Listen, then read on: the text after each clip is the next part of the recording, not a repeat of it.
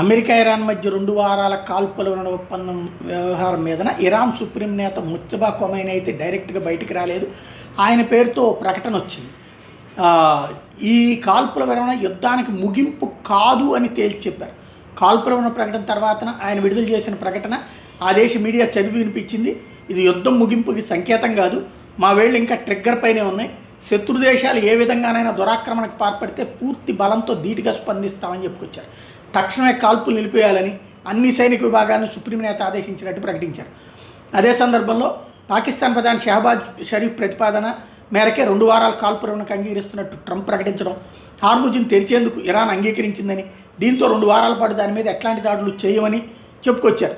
ఇరాన్తో శాశ్వత శాంతి ఒప్పందానికి పశ్చిమాసియాలో శాంతి నెలకొనడానికి ఇదే గడువు అన్నారు. కానీ ఆ విషయాన్ని ఎక్కడా కూడా ఖొమైనీ మెన్షన్ చేయలేదు. హార్ముజ్ జలసంధికి సంబంధించి నౌకలు వెళ్ళడానికి వీలుందన్నటువంటిది ఏం చెప్పట్లేదు.